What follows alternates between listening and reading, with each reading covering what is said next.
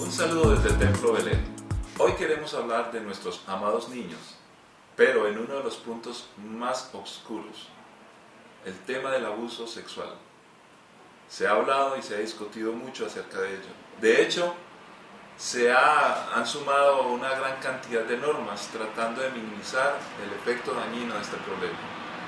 Tal vez más años de cárcel para los abusadores o hasta la pena de muerte. Sin embargo, nosotros creemos que es mejor llegar a la causa, hablando de teológicamente, qué es lo que ha generado que haya abuso. Hay muchos descubrimientos hoy, muchos análisis, pero la Biblia nos hace mención de tiempo atrás acerca de esta problemática. Más o menos 1000 años antes de Cristo, la historia del rey David con uno de sus hijos especialmente, que fue un abusador y tristemente una de sus hijas quien fue la abusada. Esto generó grandes problemas en la familia, a tal punto que otro hermano involucrado quiso asesinar y lo hizo efectivamente a su hermano. Es una historia bastante triste, truculenta, pero tiene un reflejo en la sociedad de hoy. ¿Qué nos dice la palabra de Dios? La Biblia siempre nos enseña acerca de cualquier tema, y lo mejor de todo es que nos ayuda a prevenir cuando conocemos las causas y da también las soluciones. En el contexto de este joven abusador, Amnón, encontramos algunas cosas bastante interesantes, pero que nos dicen la verdad acerca de su problema. Su padre había caído en la trampa de la poligamia. Tuvo muchas esposas, además de concubinas. Esto no solamente generó varias relaciones que no podía atender bien, sino también familias propias que nunca pudo atender. En otras palabras, todos los hijos de sus esposas y las concubinas empezaron a sufrir del terrible efecto de la orfandad, consecuencia del desorden de su vida. Además, en algunos de los manuscritos dice que cuando se dio el caso, el rey David nunca quiso hacer nada porque amaba mucho a su hijo mayor, quien era Amnón. Las preferencias empezaron a ser parte de este caldo de cultivo. Pero también nos dice la Escritura, un poco antes de esta historia, que el rey David había acabado de salir de una historia también mala, donde él, por enamorarse de una mujer que no era su esposa, llegó al punto de asesinar a su esposo porque ella había quedado en embarazo de él. Entonces, todo esto se suma como un mal ejemplo. ¿Cuántas personas conocieron de esta historia? De hecho, este hijo, nacido de una relación extramatrimonial y de adulterio, pues murió y el rey cayó en una depresión altísima. Todas las personas cercanas, no sé hasta qué punto, además el pueblo, se dieron cuenta de esto. Poco a poco, todas estas cosas empiezan a afectar a sus hijos. Nos dice ya la historia propia de Amnón que él estaba obsesionado. La obsesión es una conducta mal manejada, es reaccionaria, no se puede controlar. Y él estaba, dice la historia, amando de manera equivocada tanto a su hermana que ni siquiera podía dormir y que estaba aún enfermo por esta situación. Todo esto nos empieza a mostrar el desorden de nuevo en la administración de la vida de las personas. Para colmo, había un paradigma equivocado terriblemente. Este paradigma se refiere a qué es el amor y qué es la lujuria. Desafortunadamente en nuestro tiempo la situación se pone peor, porque toda la información que nos llega a través de las películas y a través de la sexualidad mal enseñada nos enseñan que el amor tiene que ver en una relación directa con el sexo. Y aunque yo creo que el sexo es parte del amor, no es lo único en el amor. De tal manera que el deseo empieza a manifestarse como un comportamiento mayor en lo que es el amor. Paradigmas equivocados. Se le suma a esto la historia de un familiar, un primo, que fue el que le aconsejó cómo hacer la trampa para llevar a cabo esta violación terrible. Y entonces aquí encontramos otro elemento mayor. Las personas normalmente hoy tienen mucho miedo cuando descubren que hay ciertos sectores, barrios, lugares y personas que tienen todo la suma de lo que es un abuso. De hecho, pues muchas mujeres no quieren pasar por ciertas calles o en la noche, y aunque esto es muy razonable, las estadísticas nos dicen otra cosa. Los mayores problemas de abuso se encuentran aún en los núcleos familiares, dentro de la familia. Y cuando miramos esta historia en particular, tenemos al padre David, tenemos a sus hijos que eran algunos hermanastros. El caso de Absalón, quien fue el que mató a Amnón, era hermano de la que fue abusada, que era Tamar. Pero sumamos a otro más, que era primo de estos muchachos, o sea, era hijo de un hermano de David. En otras palabras, todo este problema se dio en un contexto familiar. ¿Qué está pasando con las familias? Y recuerden que estamos hablando de una historia de hace 1000 años. Cuando sumamos todo esto, empezamos a encontrar que no había ni presencia, ni había la proclamación de unos valores claros. Un padre ausente y ausencia además de lo que es una correcta enseñanza. Sin embargo, empezamos a notar en la misma historia la solución. Cuando ocurre este terrible mal y Amnón de una u otra manera, después de tender la trampa a su hermana, donde se hizo el enfermo y quiso pedir al rey que enviara a su hermana para que le cocinara, en algún momento él quedó solo con ella, mandó a salir a todo el mundo, y estando solos comiendo de su mano, él le dijo: yo quiero que te acuestes conmigo. Y en ese momento que quería forzarla, ella dijo unas palabras muy claras: hermano mío, ¿cómo vas a hacer esto? Si esta costumbre no es normal entre nuestro pueblo. Ella empieza a defenderse, por supuesto, basada en un conocimiento previo. Quiere decir que había una enseñanza. La educación es tan importante para que aún nuestros niños puedan prevenir semejantes conductas y peligros. Ella tenía claro quién era, tenía una identidad y unos valores específicos que de alguna manera le habían sido impartidos.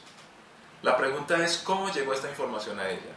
Es importante considerar aquí los espacios educativos, dónde y cómo estamos educando a nuestros hijos.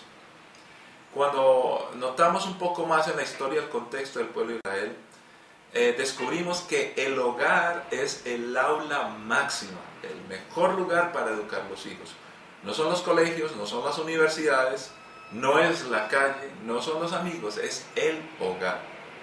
Deuteronomio capítulo 6 establece con claridad que nuestro Dios uno es, que le debemos de amar con todo nuestro corazón, con todas nuestras fuerzas, toda nuestra alma. Pero este valor de Dios y los principios divinos en nuestra vida, dice claramente, deben ser inculcados en el hogar a los hijos para que ellos los enseñen a su vez a sus propios hijos. Entonces tenemos involucrado varias generaciones, y además dice explícitamente: y educarás estando en tu casa, saliendo de ella, lo pondrás en las puertas, en las ventanas, en el camino, en todo lugar posible. Debes estar siempre impartiendo enseñanza. Algunos hacemos una lectura equivocada y pensamos que es solo poner letreros, porque estamos haciendo alusión a la educación de hoy, donde es leer y leer libros.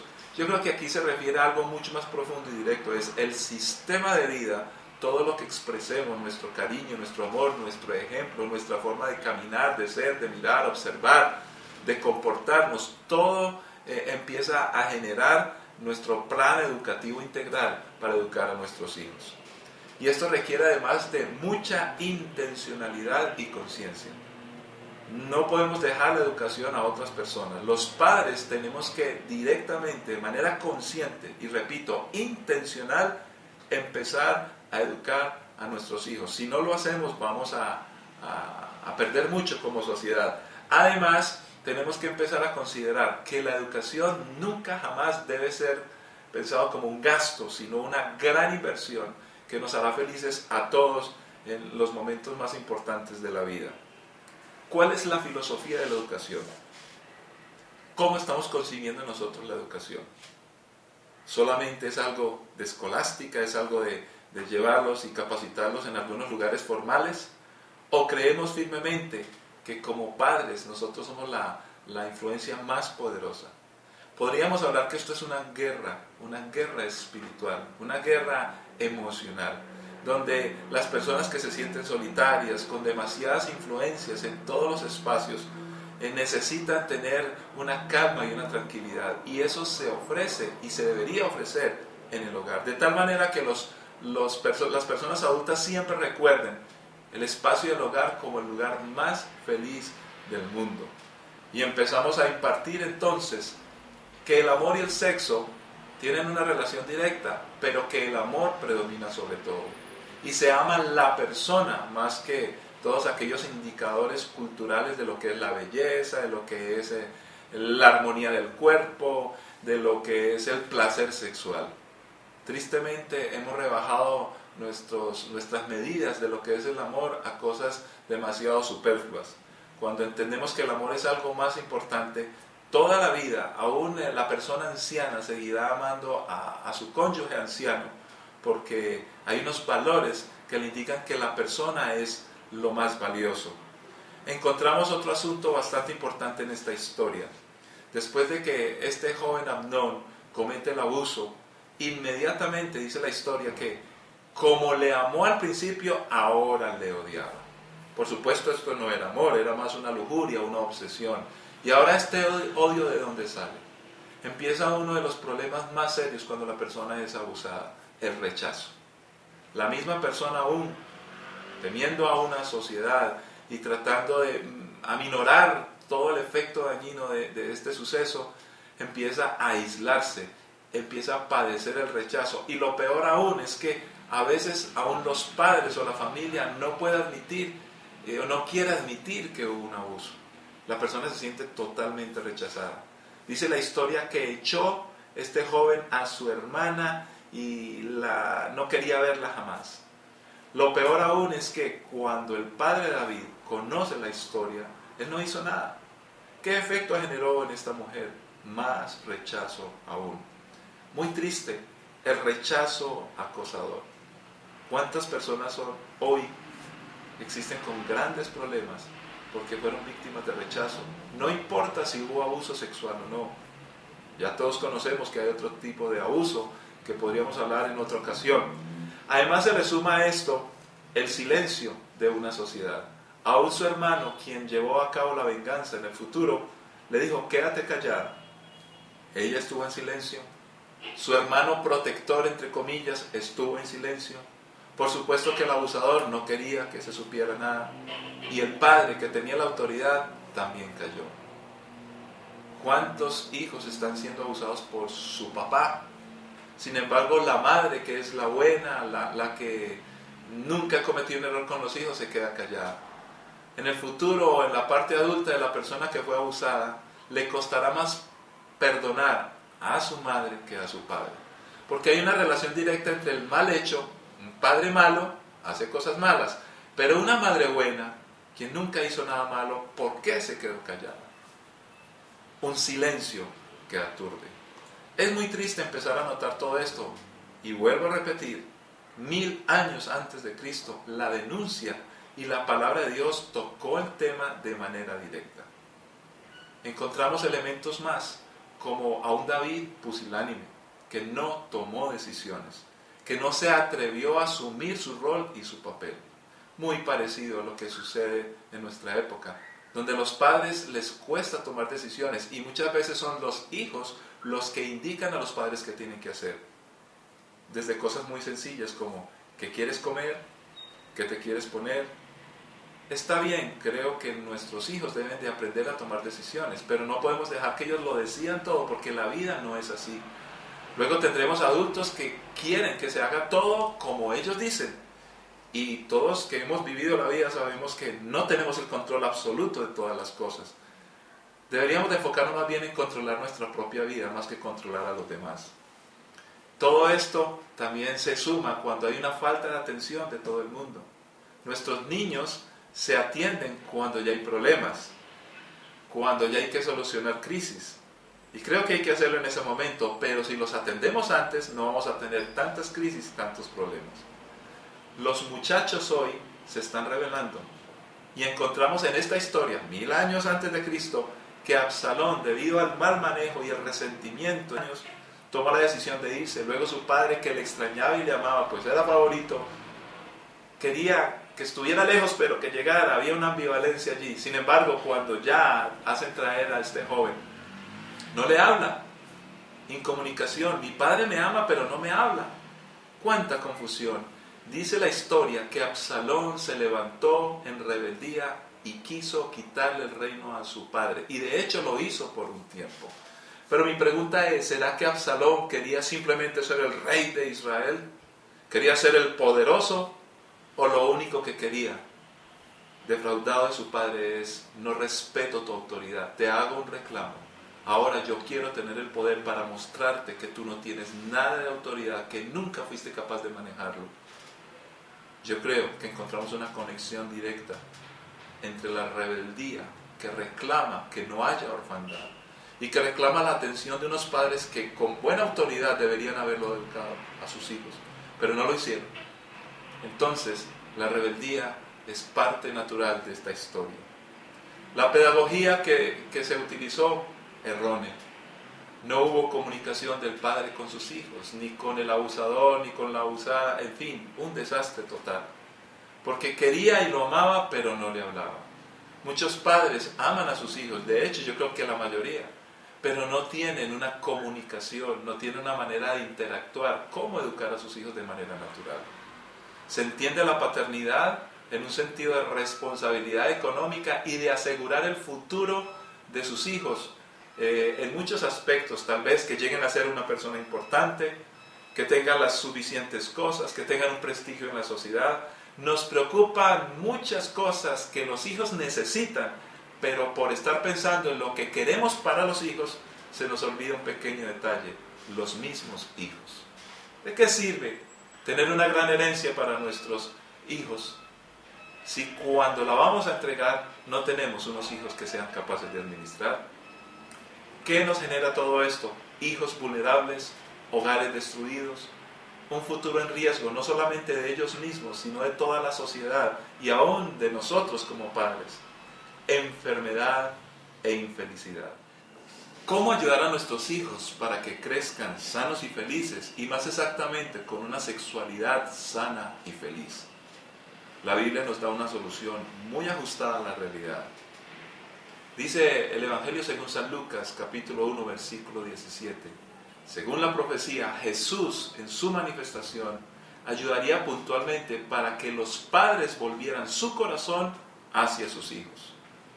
¿Será que nuestros hijos están en nuestro corazón o nos interesan otras cosas que ellos puedan producir, pero no ellos mismos? Además, acertadamente nos ayuda a entender esto el libro de Proverbios, capítulo 4, versículos 1 al 4, donde nos habla de la importancia de los padres educando a sus hijos. Hijo, escucha a tu padre. Hijo, escucha a tu madre. Lo vuelve y lo repite muchas veces en este libro tan importante de Salomón. El capítulo 6, 20 puntualmente repite de nuevo la importancia del papá y la importancia de la mamá. Curiosamente, aunque muchos piensan que la Biblia es un libro machista, cuando de educación se trata, nos recuerda que existe el papá y la mamá. Las dos personas son tan importantes. No podemos creer que el padre solo provee el bienestar económico o que solamente aparece en los momentos de enojo. Según la Biblia, los dos deben de intervenir poderosamente en la educación de los hijos. Un deber absolutamente compartido. La sanidad y la felicidad deben ser transferibles. Pablo, más adelante, saluda a Timoteo, un hijo espiritual. Le dice: Timoteo, yo te aprecio tanto y valoro tanto la fe no fingida que hay en ti, que me consta fue transmitida de tu abuela, porque estaba en tu abuela, luego la tuvo tu madre y ahora la tienes tú. 3 generaciones distintas, sanos y felices. Esto nos sugiere que sí es posible si nos proponemos. Pero ¿cómo lo hacemos? Muy sencillamente. Necesitamos padres presentes y padres proclamadores de valores, la palabra de Dios. Los padres deben de estar presentes, repito, y los padres deben de proclamar, lo más importante, la sana palabra de Dios, que hará entonces a nuestros hijos sanos y felices en su sexualidad y en muchas cosas más. Una sociedad mejor por el poder de nuestro Señor Jesucristo.